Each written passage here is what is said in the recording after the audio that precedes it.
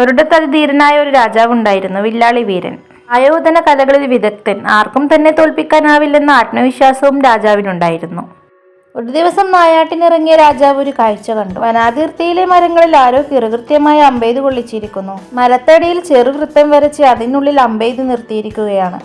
എത്ര പരിശ്രമിച്ചാലും തനിക്ക് ഇത്ര സൂക്ഷ്മമായി അമ്പെയ്യാനാവില്ലെന്ന് രാജാവിന് ഉറപ്പായിരുന്നു. ആരാണിവൻ? രാജാവ് അത്ഭുതപ്പെട്ടു. ഒപ്പം ചെറിയ ഭയവും മനസ്സിൽ കുടിയേറി. ഇത്ര സൂക്ഷ്മയുള്ളയാൾക്ക് എത്ര ദൂരെ നിന്നും തന്റെ ചങ്കിലേക്ക് അമ്പെയ്യാനാകും? കൊട്ടാരത്തിലേക്ക് മടങ്ങിയ രാജാവ് ഉടൻ നാടു മുഴുവൻ പട്ടാളത്തെ അയച്ചു. എങ്ങനെയും ആ വിദഗ്ധനായ അമ്പെയ്ത്തുകാരനെ കണ്ടെത്തുക എന്നതായിരുന്നു ലക്ഷ്യം. നാടു മുഴുവൻ തിരഞ്ഞിട്ടും അയാളെ കണ്ടില്ല. സകല ഗുരുക്കന്മാരോടും അന്വേഷിച്ചു. ഇത്ര വിദഗ്ധനായ വില്ലാളിയെ അറിയില്ല.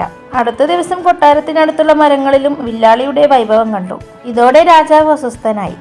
ജീവനോടെയോ അല്ലാതെയോ വില്ലാളിയെ പിടിക്കുന്നവർക്ക് 10,000 പൊൻപണം വാഗ്ദാനം ചെയ്തു. പക്ഷെ അയാൾ പിടിയിലായില്ല. രാജാവിന് ഉറക്കം നഷ്ടപ്പെട്ട്, വിനോദങ്ങളില്ലാതായി, ഭക്ഷണം പോലും വേണ്ട, ശരീരം മെലിഞ്ഞു. പുറത്തിറങ്ങാൻ പോലും ഭയം. എപ്പോഴാണ് തന്റെ കണ്ടത്തിലേക്ക് ഒരമ്പ് മൂളിയെത്തുക എന്ന ആദി രാജാവിന്റെ മുഖത്ത് സദാ തങ്ങി നിന്നു. രാജാവ് വൈകാതെ രോഗശയ്യയിലായി. അങ്ങനെയിരിക്കെ വില്ലാളി വീരൻ പിടിയിലായി. രാജാവ് തന്നെ മുൻപിൽ നിന്ന വില്ലാളിയെ കണ്ട് സ്തബ്ധനായി. ഒരു 4 വയസ്സുകാരൻ കോണകമുടുത്ത് വില്ലുമായി നിൽക്കുന്നു. നീയാണോ മരങ്ങളിൽ അമ്പെയ്ത് കൊള്ളിക്കുന്നത്? രാജാവിന്റെ ചോദ്യത്തിന് അതെ എന്നവൻ തലയാട്ടി.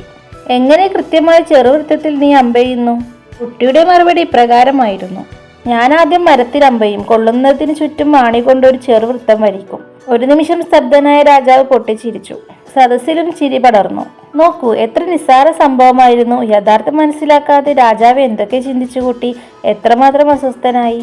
ദൈനംദിന ജീവിതത്തിൽ ഇത്തരം അനാവശ്യ ടെൻഷനുകളിലേക്ക് നാമും സ്വയം എടുത്തെറിയാറുണ്ട്. പ്രതിസന്ധികൾ ജീവിതത്തിന്റെ ഭാഗമാണ്. അവയെ നേരിടാനുള്ള ആന്തരിക ഊർജം നമുക്കുണ്ട്. ആദ്യ പിടിച്ച ഒരാൾക്ക് ഒരു ചെറുകുന്ന് കയറാൻ മഹാപർവ്വതം കയറേണ്ട ഊർജം ചെലവഴിക്കേണ്ടി വരും എന്നതാണ് വാസ്തവം.